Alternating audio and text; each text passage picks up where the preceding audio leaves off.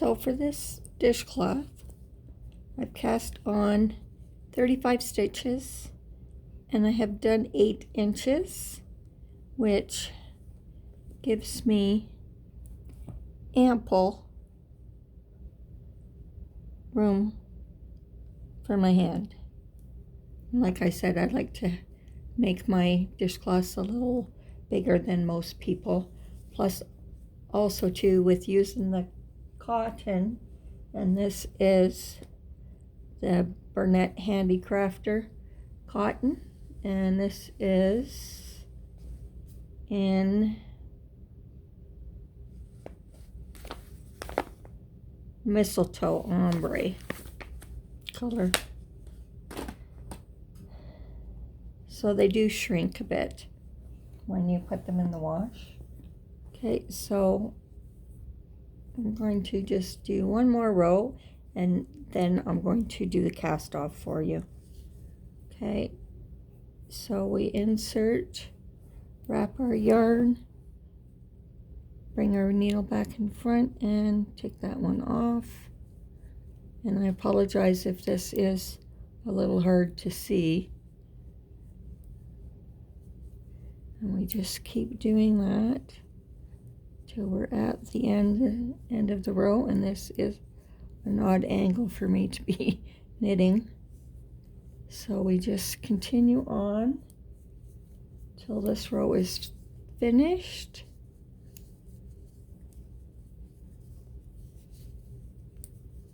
You may find it easier to use straight needles to do your knitting. And I believe this is either a 4.5 millimeter needles or 5.5 millimeter needles, which I will check in one moment because I have a needle gauge.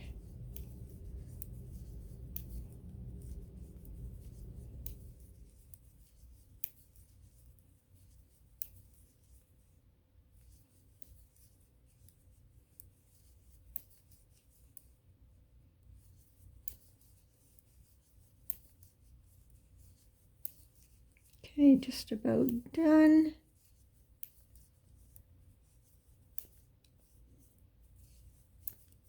And 2 more stitches. Okay. So 4.5. I don't know if you can see that.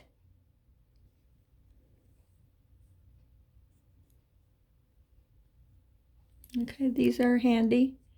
This side has the US and the other side has the millimeters, which here in Canada is what we use. Also has a the ruler edge so that you have inches and you also have centimeters. Okay, so now for our last row, which is our bind off or cast off row. Okay, so you do the same. We're going to just cast this off knitwise. So we need to knit 2 stitches, just as if we normally do. Take the first stitch, put it over top and over the second needle, or second stitch. So then we knit 1 more stitch, take the bottom stitch and pass that over the top one,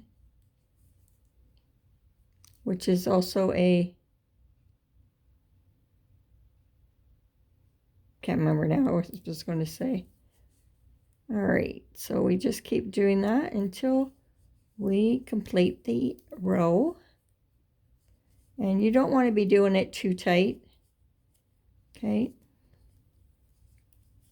Because then you'll end up, instead of having a nice smooth row, it will be bunched up and it won't have any any give to it. Okay. So we just keep going. So we knit, bottom first stitch on there, pass over the second. Knit a stitch, bottom stitch, pass over the top one.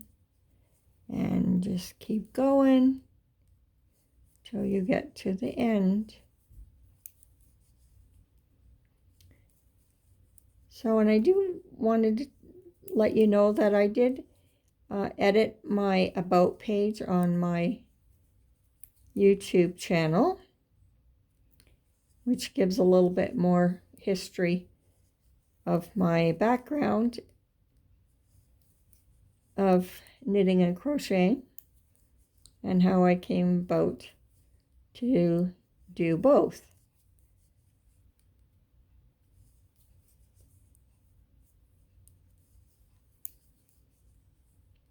And the name of my channel, I chose it because Chatelaine was my maiden name.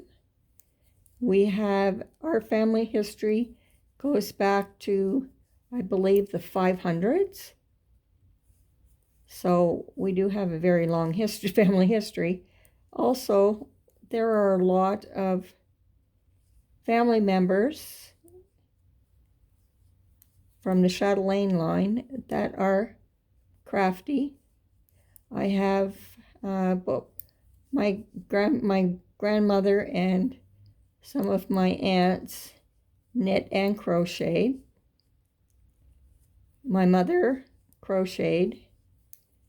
I have 4 sisters. They all crocheted at one point. No, I'm sorry. 3 of my sisters crocheted at one point.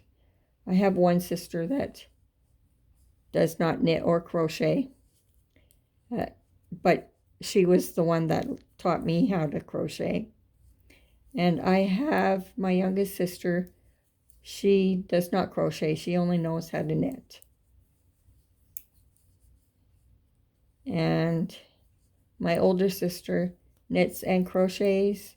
And my middle sister, she used to knit and do macrame. And she used to make lovely baby outfits. But she cannot read a pattern to save her life. She learned from her ex-mother-in-law, who just taught her how to knit the baby sweaters and the baby hats and booties. But she only did hers from memory. Okay, so I have 2 stitches left on my other needle. And see, I have not done this too tight, so it does have some give. Okay, so we are going to knit. Okay, so now we have 2 stitches left, 1 on each needle. So knit your last stitch. Take your bottom stitch, pass it over. Okay, I always pull my loop a little bit so it's not, so I don't lose my stitch. Because you definitely don't want to, because it's similar to crochet. If you pull this back, you're gonna unravel your knitting. Okay, so leave yourself a fair amount for a tail. Snip your yarn. Okay, take that tail and pull it through the loop. Okay, all right. So now we have should be an 8-inch square. Don't have my long measuring tape here, but I did measure this earlier and it was 8 inches wide. Okay, just have 2 tails to sew in. Your starting one and the one you finished with. and then just can weave in your ends. And that is how you make a washcloth. You can use this as a washcloth or dishcloth or dish rag, whichever term you like to use. It does have nice give to it. And like I said, it will shrink some when it's washed. And I do not have a washed one to show with the same size. Okay, so next one I'm going to show you how to do is the corner to corner washcloth. This involves increasing and decreasing with the garter stitch, the straight knit. If you also crochet, what you can do is you can do a crocheted border around the end, around the sides of it, if you'd like. So these are more diamond shape. What I do is I go up so far, once again, similar to the straight knitting, to see, make sure it is big enough. And I'll just show you on this. Here I put my hand, this one is quite large. I put my hand over top like this to make sure that I have enough room. Okay, this is the one I just finished. So you can see I do have lots of room there. Okay, so like I said, the next episode I will show you how I do the diagonal or corner to corner washcloth. Okay, so that's all I have for this video, and I hope you come back to see me, Lorraine, in Chatelaine Makes. Until next time, bye for now.